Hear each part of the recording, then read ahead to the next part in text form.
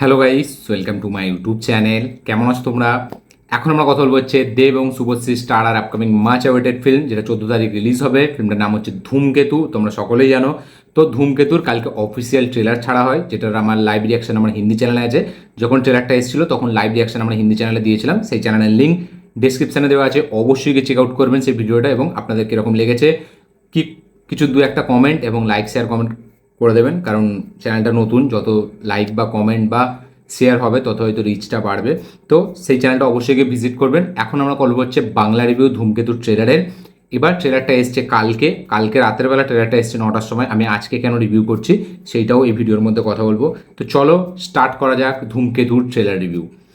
সব থেকে প্রথম, এই ট্রেলারটা বেরিয়েছে যখন, আমি কালকে রাতের বেলা লাইভ রিয়াকশন হিন্দি চ্যানেলে দিয়েছি এবং রাতে যেহেতু 9টার সময় এসছে তারপর আমি আর ভিডিও করিনি, ভাবলাম সকালে করব।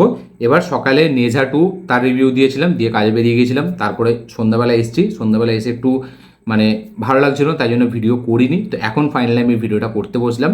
তো ধূমকেতুর ট্রেলার এক লাইনে যদি আমি রিভিউ করি, আমার কাছে কিন্তু ট্রেলারটা খুব একটা যে হেভি কাজ করেছে আমার জন্য সেটা না। বাট এই ট্রেলারে যেটা আমার ভালো লেগেছে, যে এই যে জুটিটাকে নিয়ে এত কথা হচ্ছে, কালকে আপনারা সকলেই জানেন যে কালকে যখন ট্রেলার লঞ্চ ইভেন্ট রাখা হলো, একটা কাইন্ড অফ সাউথে যেরকম হয় একটা গ্র্যান্ড ট্রেলার লঞ্চ ইভেন্ট, সেটা হয়েছে। তার পাশাপাশি কালকে ট্রেলার লঞ্চ ইভেন্টে যেটা আইকনিক জিনিস হয়েছিল সেটা হচ্ছে দেব শুভশ্রী একসাথে ডান্স করছে, তারা দুজন একসাথে কথাবার্তা বলছে, তারা দুজন একসাথে মজা করছে, তারা দুজন একসাথে ইয়ার্কি মারছে।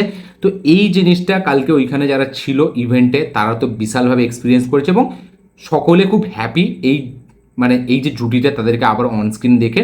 এবং এটার পরে কিন্তু খুব মানে বলা হচ্ছে, শোনা যাচ্ছে যে দেব শুভশ্রীকে আমরা আবার হয়তো দেখতে পাবো।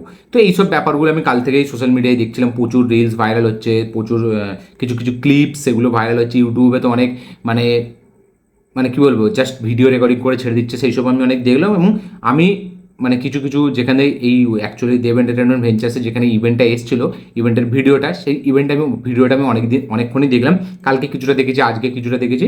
তো সেইটা মাথায় রেখে যদি আমি ট্রেলারটাকে রিভিউ করি, যে না এই ট্রেলারটা যেহেতু এই জুটিটা এসছে, এই যে ব্যাপারটা ঘটছে, যে ট্রেলার লঞ্চ ইভেন্টে যে জিনিসগুলো আমরা দেখলাম চোখের সামনে, সেই হিসাবে যে ট্রেলারটাকে আমাকে ভালো বলে দিতে হবে, তো এই রকম মাইন্ডসেট আমার নেই। ঠিক আছে, তো আমার যেটা ট্রেলার লেগেছে সেটা ট্রেলারে আমি কথা বলবো।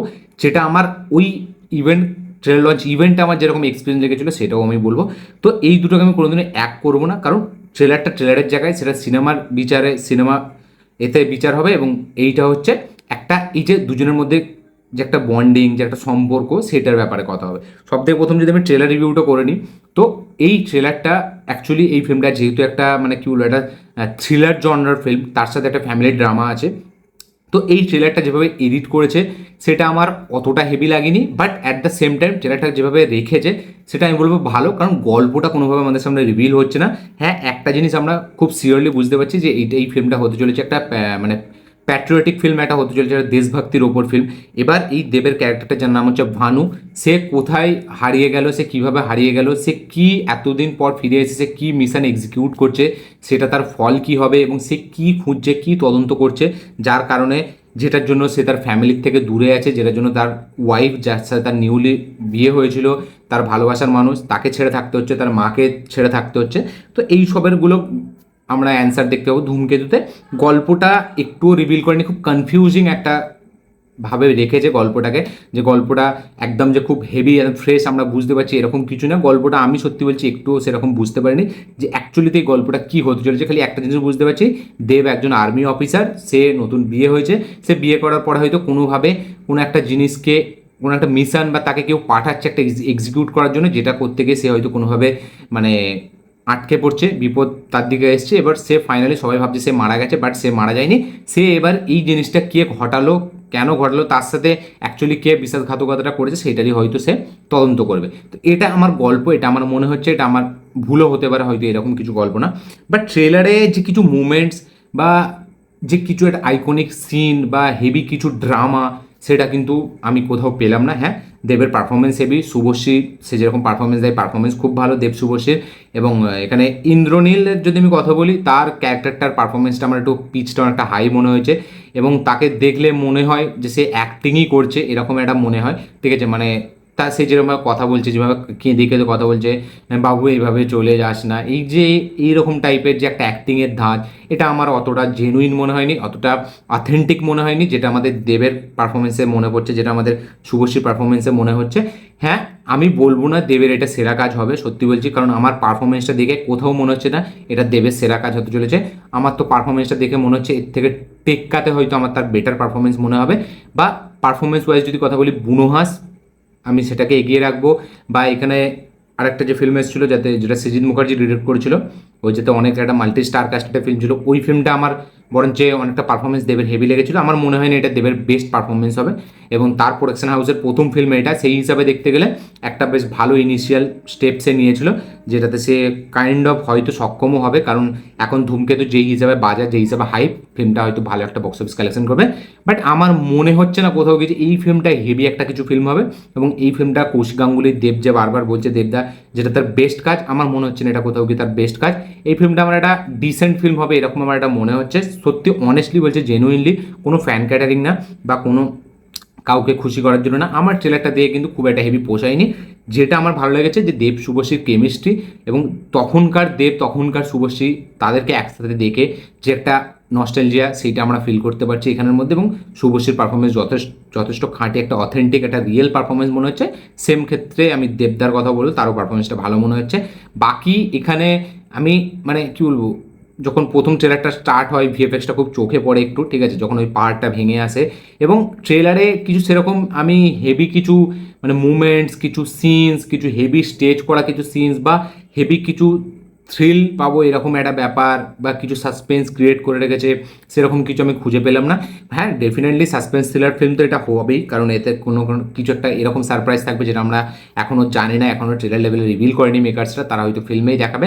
বাট আমার এটা মনে হয় না যে এটা দেবের সেরা পারফরমেন্স বা এটা শুভশ্রীর সেরা পারফরমেন্স, তাদের দুজনে একসাথে আসছে, এটা আমার কাছে ভালো লাগছে। বাকি ট্রেলারটা আমার কাছে জেনুইনলি কোথাও হেভি হবে, যেমন ড্রামাটা যদি আমি এই ফিল্মটার যেহেতু জনরাটা আলাদা, এটা কিন্তু কোনো একটা খাদান বা একটা রঘু ডাকাত বা একটা কী বলবো দেবের পুরনো যেসব ফিল্ম, সেই সব ফিল্মের টিজার ট্রেলারের সাথে কম্প্যারিজন আমি করছি না, কারণ এটা সেই ধরনের ফিল্মও না, এটা কৌশিক গাঙ্গুলির জনরার ফিল্ম, কৌশিক গাঙ্গুলির ঘরের ফিল্ম, ঠিক আছে, মানে সে যেরকম টাইপের ফিল্ম করে সেই রকম।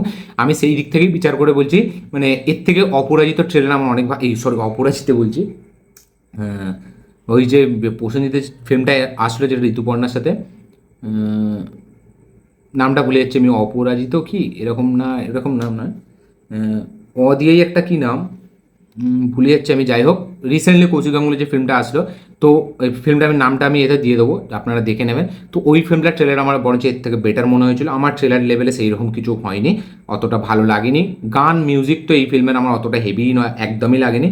প্রথম গানটা বেস্ট ছিল, টপ নচ গান ছিল, বাকি দুটো গান আমার অতটা হেভি লাগেনি। হ্যাঁ, মা গানের লিরিক্সটা তবেই টাচ করেছিল, বাট 3 নম্বর গানটা তো আমার জন্য ওয়ার্কই করেনি।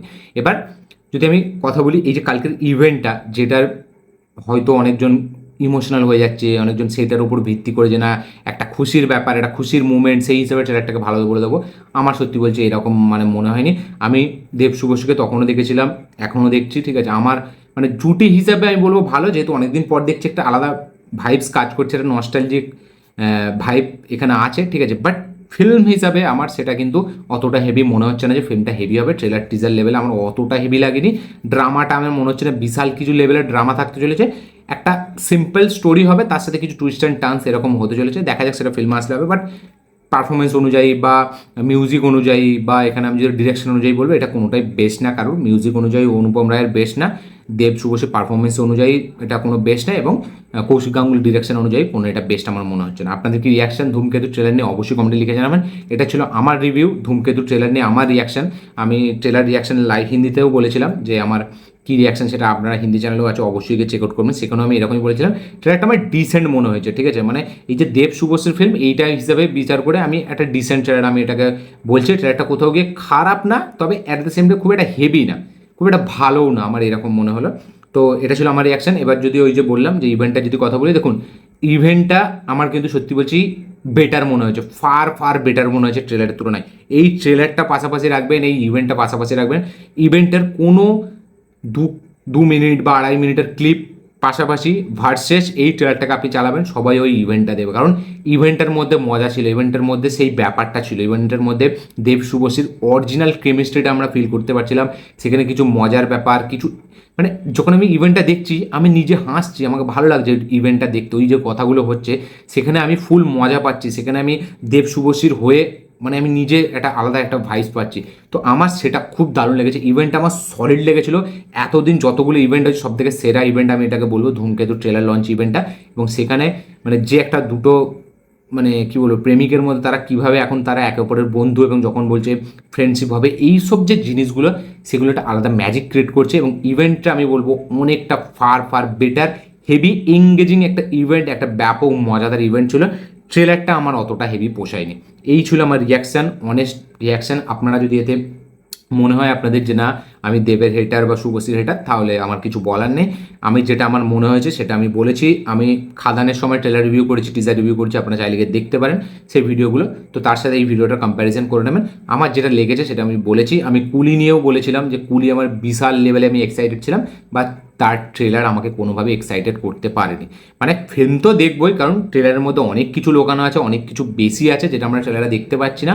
এবং বাট আমি যেটা বলেছিলাম যেগুলো যেমন নেগেটিভ লেগেছে, রজনীকান্তের পারফরমেন্স বলছি, যে প্রেজেন্টেশন বা লোকেশের ট্রেলার কার্ড, তো সেই হিসাবে আমি বিচার করেছিলাম। ওইটারও আমার লাইভ রিভিউ আছে আমার চ্যানেলে, অবশ্যই গিয়ে চেক আউট করুন। এটা ছিল ধূমকেতুর রিভিউ, শুধু ধূমকেতু নিয়ে কথা বলবো। তো এই ছিল রিয়াকশন। ভিডিওটা ভালো লাগে থাকলে লাইক শেয়ার কমেন্ট করে দেবেন, চ্যানেলটি নতুন হলে চ্যানেলটাকে সাবস্ক্রাইব করবেন, বেল আইকনটি প্রেস করতে ভুলবেন না। দেখা হচ্ছে পরের ভিডিওতে, ততক্ষণের জন্য বাই।